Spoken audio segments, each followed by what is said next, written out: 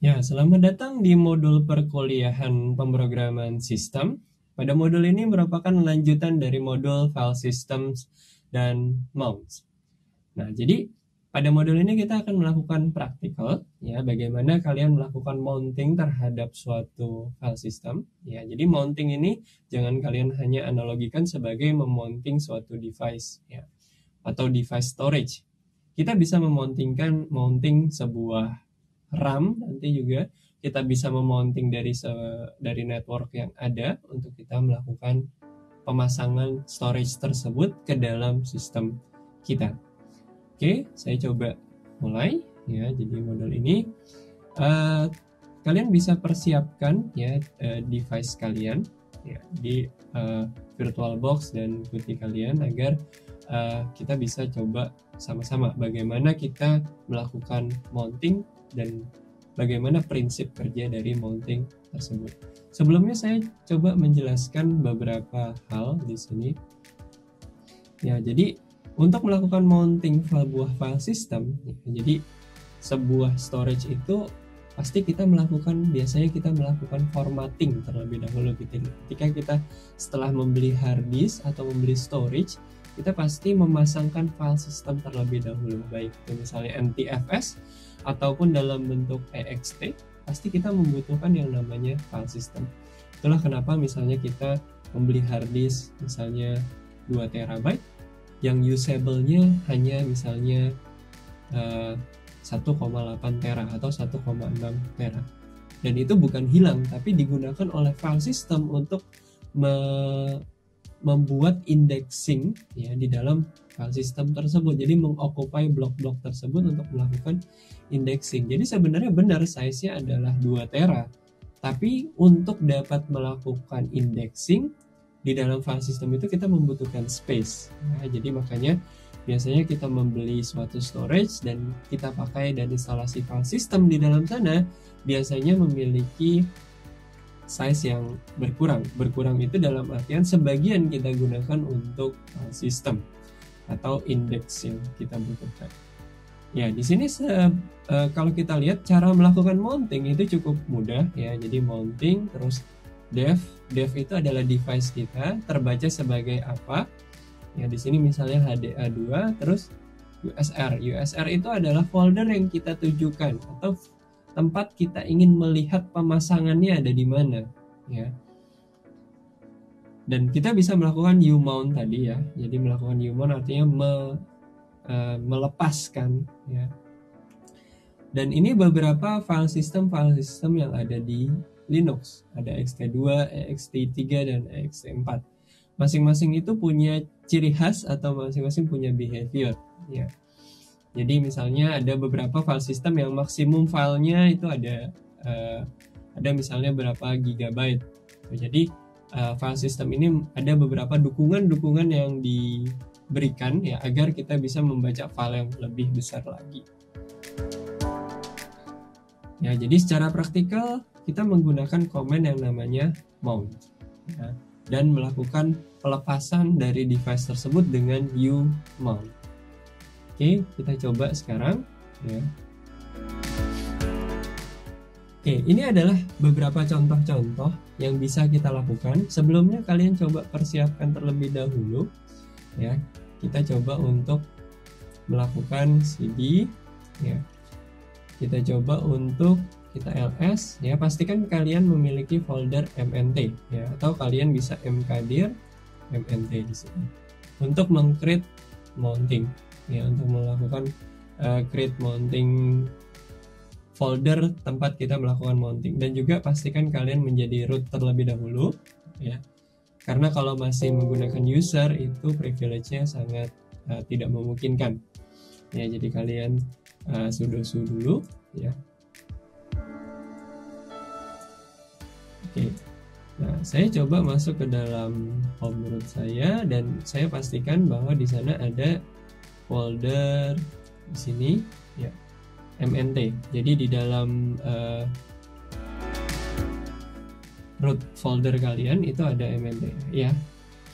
Oke, yang kita lakukan di sini, jadi kalau kita lihat ls la ya, ada mnt di sini, kita lakukan Pertama kita mau lihat di dalam device kita itu ada storage apa saja ya. Walaupun ini sebuah virtualisasi, OS-nya tetap menganggap atau Ubuntu-nya tetap menganggap di dalam situ ada storage ya. Kita bisa lihat menggunakan fdisk -l. Ya. Kalau kita lihat ada di sini yang dianggap sebagai devloop ya 97 MB. Terus ada devloop 1 97 MB juga. Terus ada devsda ya. Inilah yang biasanya digunakan SDA, SDB, SDC itu adalah konsensus yang digunakan di dalam Unix biasanya. Dia merepresentasikan device kita. Ya. Di sini dengan size sebesar 50 GB ya di tempat saya. Sektornya 512 byte. Nah, di sini kalau kita lihat dia ada start blocknya sama end blocknya. Ya. Terus di sini ada dua partisi, ya. Yang pertama adalah untuk BIOS atau boot, dan partisi berikutnya adalah partisi datanya, ya, Linux file system. Ya, jadi kita bisa melihat secara praktikal seperti ini. Dia ada di devsda, ya. Terus ada SDA1 dan SDA2. Ya. SDA1-nya itu ya ini kayak ada potongan storage-nya lalu dibagi. Ya. Sebagian untuk boot, bagian depan yang kecil untuk boot, yang sisanya untuk file. Ya. Atau kalian bisa lihat dengan cara df-h. Ya. Untuk melihat disk atau yang dianggap sebagai storage atau block device. Di sini devsda2 ya. Terpakainya 12 GB dan size-nya adalah 51 GB. Kalau ini kan kita lihat benar-benar device-nya yang dipartisi ke devsda1 dan devsda2. Kalau ini kita ngelihat yang bisa dibaca oleh si Ubuntu-nya ya. Jadi sekitar 51 GB. Jadi 51 GB itu yang ini, devsda2. Sekarang kita coba lihat ke dalam folder dev ya.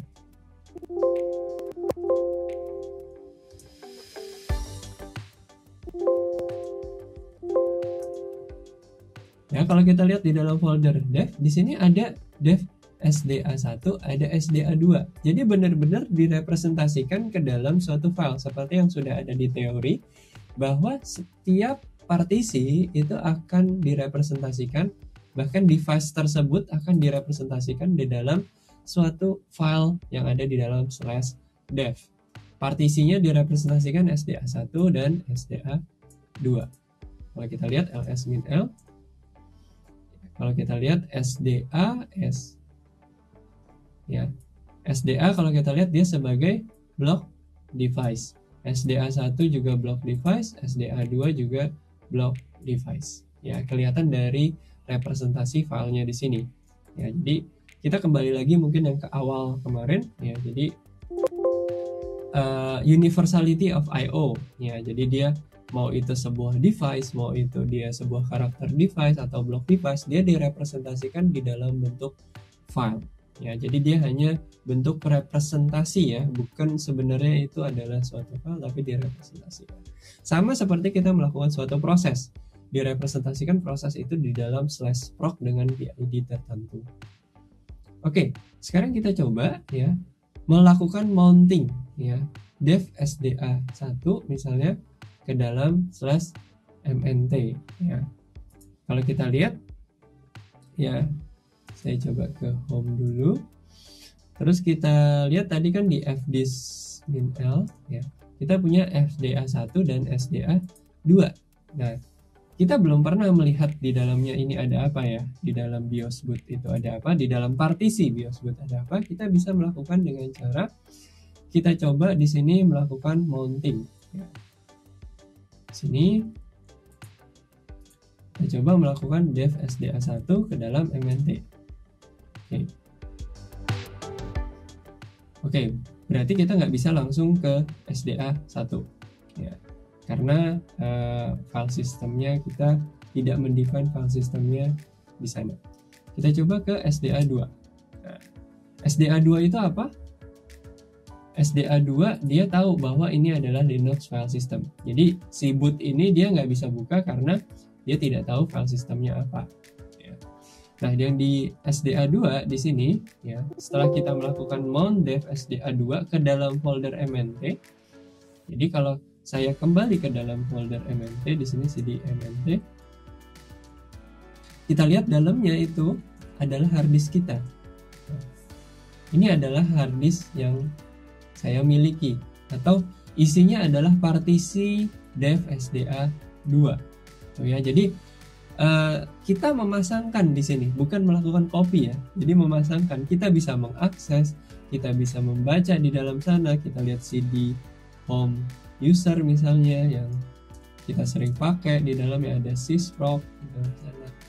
Namun kita hanya memasangkan saja ke dalam /mnt ya. Nah, kita tidak mengcopy file tersebut ke dalam /mnt, enggak, tapi kita bisa mengakses ke dalam /mnt tersebut. Kalau kita kembali lagi, lalu kita coba lakukan yang namanya umount misalnya /mnt, artinya kita lepas. Kalau kita masuk ke dalam folder mnt, maka sudah tidak ada file-file yang tadi. Jadi seakan-akan bahwa file tersebut ada di dalam folder saya. Kan pasti orang berpikiran kalau ada di dalam folder saya itu filenya ya ada di situ atau di copy di situ. Padahal ini tidak.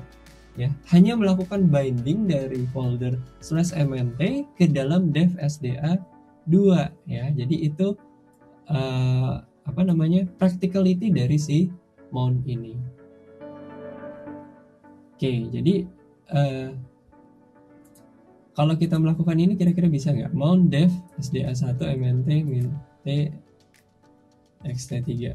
Tadi kan sebelumnya kita coba tidak define file sistemnya. Sekarang kita coba define ya. Berarti file sistemnya bukan juga ext3 di sini. Ya, jadi dia punya file system tersendiri karena memang digunakan untuk melakukan booting pada saat awal komputer ini berjalan. Oke, berikutnya kita akan coba lihat ya. Selain kita bisa melakukan mounting dari sebuah storage device, kita akan coba di sini ya. Kita melakukan mounting dari sebuah RAM ya. RAM-nya siapa? RAM komputer yang ada di sini. Nah, dengan jumlah sekitar 8 GB RAM-nya, base memory-nya. Jadi kita akan melakukan mounting dengan RAM. Bayangkan, kalian akan memiliki storage, tapi storage tersebut berasal dari block device tersebut berasal dari RAM.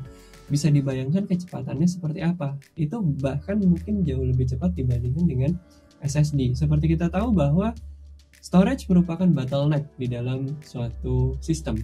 Ya, mau pakai SSD, mau pakai itu NVMe yang paling cepat, tetap bahwa bottleneck di dalam sebuah sistem itu adalah di block device-nya, yaitu storage ya. Storage dalam bentuk hard disk, NVMe atau SSD.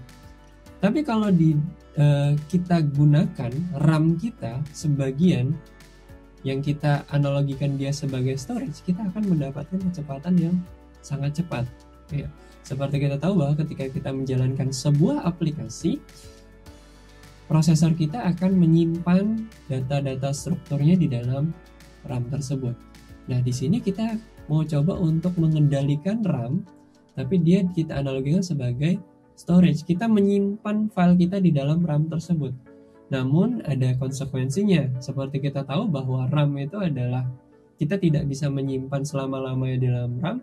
Ketika semikonduktornya tidak dialiri listrik, otomatis data yang ada di dalam RAM itu juga ikut hilang.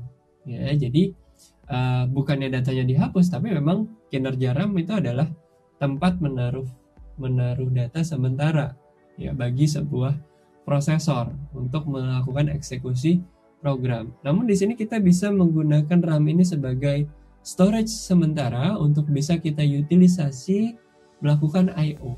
Ya. Caranya yaitu kita bisa melakukan yang namanya ya di sini mount tmpfs di sini ya, min O RW ya. Coba kita lakukan ini. Jadi kalau kita lakukan ini MNT ya.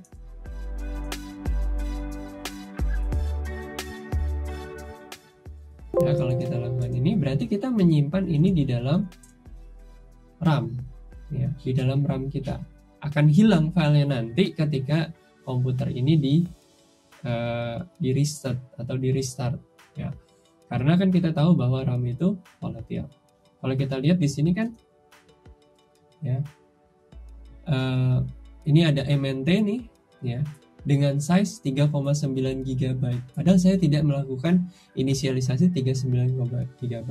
Kalau kita lihat di dalam teorinya dibilang ya, by default ya, kita ketika tidak mendefine size-nya, mount akan mengalokasikan setengah dari total RAM kita.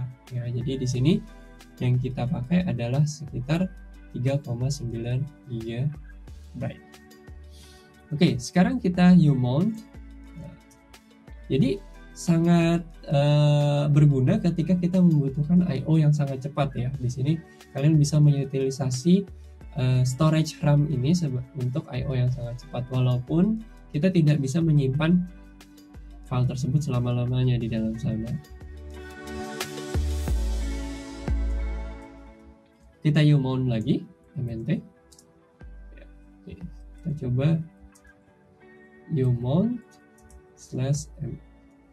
/MNT. Oke. Nah, kalau kita mount lagi, kira-kira filenya masih ada nggak? Filenya udah hilang karena kan kita hanya menyimpan file tersebut sementara. Oke, kita CD lagi dan kita umount /MNT.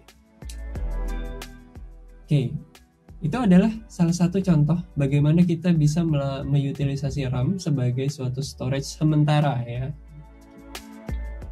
Berikutnya kita bisa, mungkin kalian pernah punya yang namanya .iso ya, atau beberapa packaging file. Nah, kita bisa melakukan mounting terhadap ISO image, misalnya suatu ISO image ya, image dari suatu disk, seperti kita menggunakan hard disk dari VirtualBox ini kan, itu sebenarnya isinya adalah image. Di dalam image itu ada partisi-partisi, ada boot partitionnya, ada Linux file systemnya gitu. Jadi ada, kalau kita lihat fdisk -l sini, di sini partisinya adalah dev SDA1 dan dev SDA2. Partisi pertama yang cukup kecil sekitar 1 MB dan partisi kedua yang 51,5 GB. Kita bisa lihat ya, image tersebut bentuknya kayak gimana sih? Kalau kita lihat di sini, bentuknya adalah kita lihat di dalam VirtualBox kita.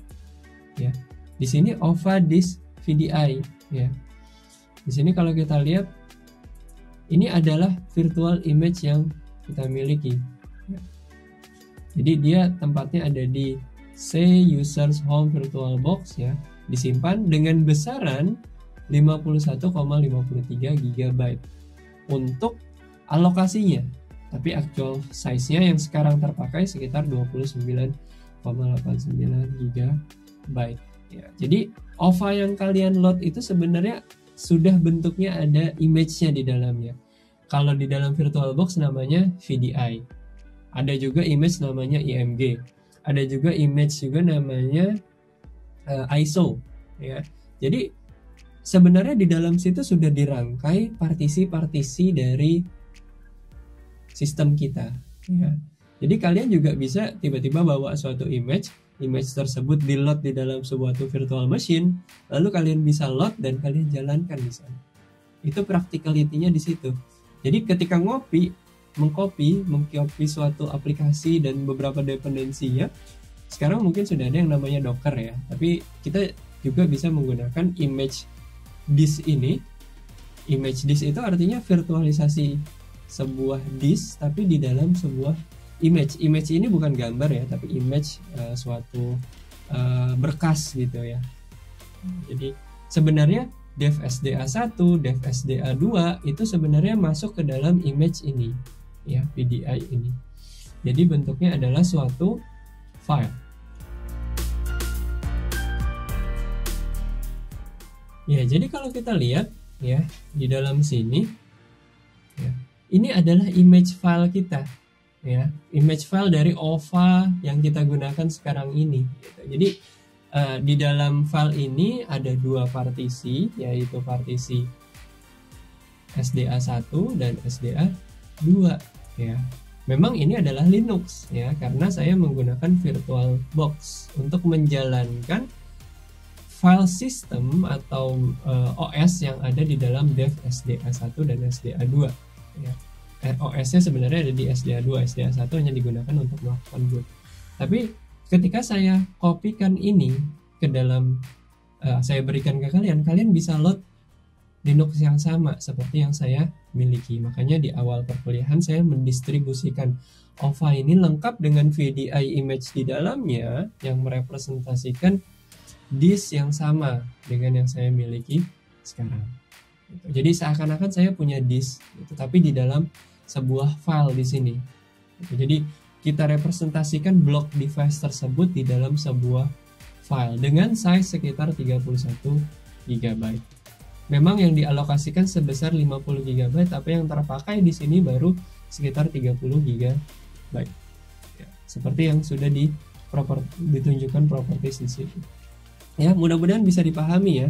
Jadi yang kita akses ke dalam sini sebenarnya adalah suatu image file, ya, bukan real hard disk. Real hard disknya itu ya yang saya pakai di dalam komputer base system Windows saya sekarang ini.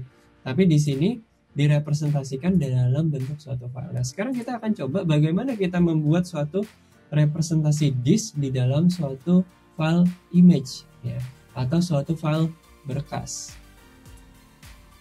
Oke, saya coba ke home dulu. Sekarang kita coba ya melakukan mounting samfile.img di sini. Nah, sebelum itu saya harus melakukan creation terlebih dahulu. Samfile ini isinya apa? Gitu. Kita bisa melakukan seperti ini. Pertama kita lakukan dd seperti kita sudah pernah coba, dd di bagian buffer, ya. Buffer itu kan melakukan copy. Di sini juga kita sebenarnya melakukan meng-create block, ya. Kita coba meng-create block sebesar 20 mega. Di sini kita ambil dari source-nya dev0 atau dev0, lalu outputnya ke dalam suatu file. Saya coba buat 200 mega di sini. Jadi kita dari dev0 terus ke samfile.img 1 mega, terus kita found 200. Oke, kita enter.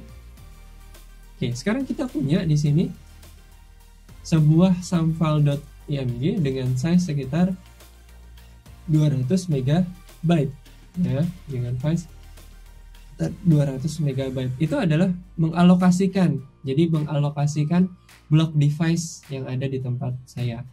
Dan saya harus define terlebih dahulu, ya. Dalam bentuk jadi dia harus saya define bahwa ini file sistemnya adalah ext3. Ya, jadi saya define dulu bahwa image atau berkas ini adalah ext3. Oke, nah berikutnya karena saya udah punya di sini, ya. Jadi samfile.img ini sebenarnya sama dengan apa yang saya miliki di dalam VDI ini, ya. Jadi sebenarnya sifatnya hampir sama. Jadi saya memiliki ini yang sedang menjalankan suatu Linux, dan Linux ini memiliki samfile.img lagi yang merupakan berkas dari suatu disk lagi, gitu. Jadi dia kayak bertingkat gitu, ya. Mudah-mudahan kalian bisa paham, ya. Jadi yang ini adalah file representasi disk untuk sistem yang berjalan di sini, dan ini adalah representasi dari disk juga, ya, yang sudah kita create dengan ext3 file sistemnya. Oke, di sini saya sekarang akan melakukan mounting ke dalam folder mount saya.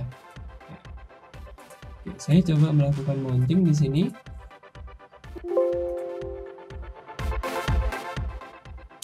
Oke, saya masuk ke dalam /mnt. Lalu saya di sini ada folder lost and found untuk partisi baru. Saya coba buat vi ari.txt. Ya, Ari was here misalnya. Terus kita coba save, ya. Terus saya buat folder atau jejak yang lain lagi, folder. Ya. Nah, jadi di sini saya punya file berkas ari.txt dan folder aw. Yang sebenarnya itu dimasukkan, atau saya menuliskan ini itu sebenarnya masuk bukan ke dalam hard disk yang saya jalani sekarang, atau hard disk dari komputer Linux ini, tapi dia akan masuk. MNT ini kan di binding, kalau kita lihat df-h, ya, MNT ini di binding ke dalam 200 mega dari samfile.img tadi, ya. Jadi 200 mega itu dianggap sebagai file size-nya. Tadi kan kita meng-create dd dengan loop sebesar 200 dengan block size sebesar 1 megabyte.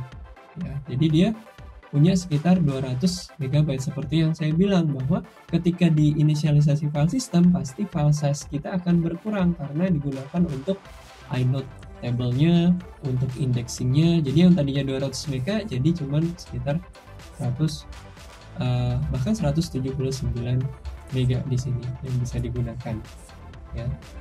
Nah, sebenarnya di situ di save-nya atau file yang saya buat itu ditaruhnya di dalam samfile.img ini, ya.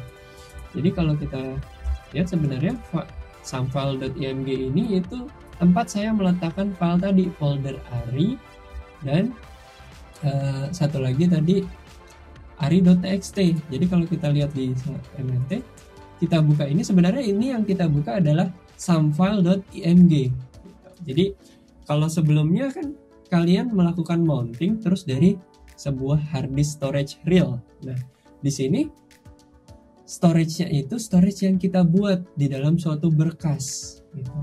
Dengan satu partisi yang isinya adalah ari.txt. Terus di sini ada folder aw, ya. Jadi ini adalah partisi yang saya tulis, ya. Saya tulis di dalam folder mnt. Ketika saya sudah selesai, ya, saya bisa melakukan unload atau kita lepas dengan cara umount /mnt. Oke, sorry, target is busy. Kita harus keluar folder dulu. Dia melakukan umount, ya, atau kita lepas. Otomatis saya tidak punya akses lagi ke dalam sana, ya. Ke dalam, kalau saya ke dalam folder mnt udah hanya menjadi suatu folder biasa yang tidak bisa mengakses ke dalam samfile.img tadi. Namun apakah file saya tersimpan di dalam sana? File saya tetap ada di dalam sana karena saya kan sudah menuliskan. Saya udah melakukan write ke dalam samfile.img tadi, ya. Sekarang kita coba load ulang, ya. Kita coba load ulang.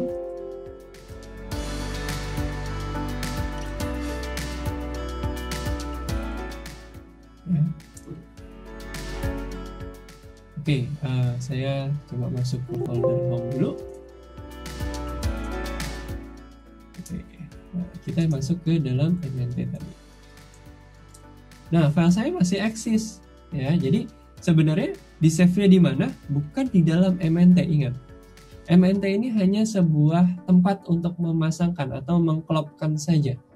Sebenarnya yang tempat kita nge-save itu adalah di samfile.img tadi.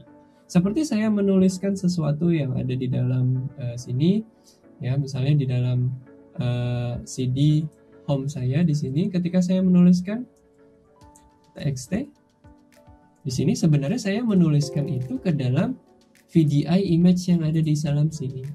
Jadi analoginya seperti itu. Mudah-mudahan pemahaman ini bisa kalian coba cerna dan pahami, ya. Jadi karena di sini yang bisa kita mount itu tidak hanya storage real saja, tapi suatu file, bahkan nanti kita bisa mengakses suatu network, RAM juga bisa kita coba tadi untuk melakukan mounting juga. Ya, jadi kalau kita lihat di sini, ya, kita juga bisa melakukan mounting terhadap directory yang lain atau melakukan binding. Jadi kata kuncinya itu bukan kita melakukan copy paste file ke dalam tempat kita, tapi kita memasangkan file ke dalam tempat kita. Ya. Jadi kalau kita melakukan binding dari folder yang lain ke dalam folder kita, ya kita melakukan binding saja, kayak kita memasangkan saja, bukan melakukan copy file tersebut atau copy block tersebut. Ya. Dan kita juga bisa melakukan mounting terhadap suatu network. Jadi misalkan kita punya storage di IP address sekian, ya. Jadi misalnya kalian juga mungkin kalau punya Xavier, ya, di dalam sedang di kampus atau berada di kampus, kalian bisa melakukan mounting di Xavier kalian ke dalam Linux kalian atau ke dalam device kalian, ya. Itu sangat bisa dilakukan ketika kita menggunakan mounting. Jadi di sini mounting itu lebih kepada pemasangan, bukan melakukan pengkopian file ke dalam folder yang lain. Kita tidak melakukan hal itu dengan mount. Kita hanya melakukan mounting dan mengakses ke dalam device tersebut. Di sini bisa dilakukan imount, IP address, home. Terus di sini misalnya kita menggunakan NFS protokol, ya, yaitu Network File System Protocol, yang kita gunakan untuk mengakses ke dalam folder yang lain atau folder di antara dua host yang berbeda, ya. Ya, seperti kita tahu bahwa untuk kita bisa berkomunikasi dengan host yang lain, kita membutuhkan yang namanya IP address di sini. Jadi ketika kita ingin melakukan mounting terhadap network, kita harus lampirkan IP address-nya di sana. Ya, di sini juga Samba, ya, atau Windows, kita juga bisa melakukan tersebut dengan menggunakan Windows. Jadi sangat general sekali dan sangat biasa digunakan di dalam kehidupan kita sehari-hari, melakukan pengaksesan sistem menggunakan mounting.